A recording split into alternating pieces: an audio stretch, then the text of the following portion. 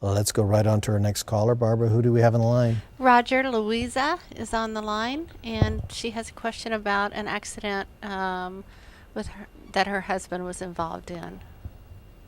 All right, thank you, Barbara. Let's talk to Luisa. Luisa, this is Roger Riedmiller of Loy on the Line. How can I help you? Yes, I had a question. My husband was in a car accident March 4th of 2012, and at this time he was working for an oil company, and he got in an accident with the company's truck. And we hired a lawyer because they only treated him for his arm, and they never treated him for his back. And about 5 days after he had the accident, they fired him. They told him that they didn't have, he was on drugs, alcohol. They couldn't find a reason why he had flipped the truck. So they just went ahead and fired him. And we are getting everything settled. But my question was, doesn't the vehicle insurance have to pay something because he was injured in the accident? Does who have to pay something? I'm sorry. The insurance, the vehicle insurance. Well, who are you getting ready to settle with? Right now it's just the company. They pay, it's workers' comp. They paid for his hospital bills, and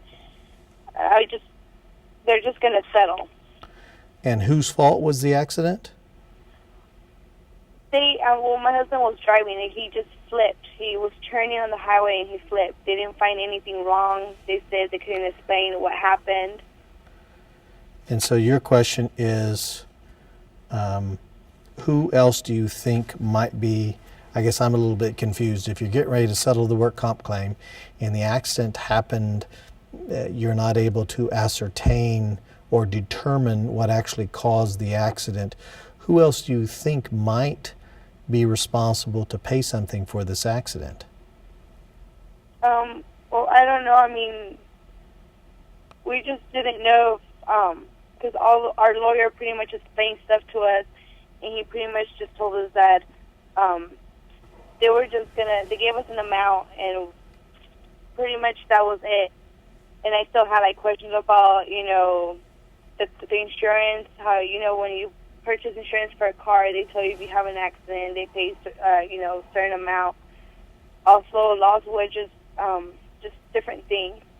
Well, what I would suggest you do, Luisa, in this circumstance is when you're up to a point of making a pivotal decision and you're not quite sure what you want to do and you're not quite sure how the insurance companies are supposed to be handled or paid or how they are supposed to pay and whether or not anybody is supposed to be reimbursed from your settlement dollars, you really ought to go sit down and have a face-to-face talk with the attorney and make sure you understand what it is that's being settled, how it's being settled, how the dollar amount was come to, a compromise number was come to be used in the settlement process. Until you understand from the lawyer how it is that it came to this particular number, whatever that number may be,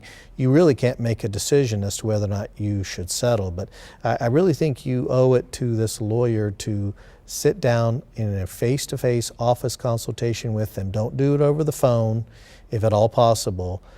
Go to their office, request, if not demand, that you be able to sit down and talk with that lawyer and be made to understand in plain English how the case is being settled, what it's being settled for, and why it's being settled at whatever level we're talking about, and then make a decision. Okay?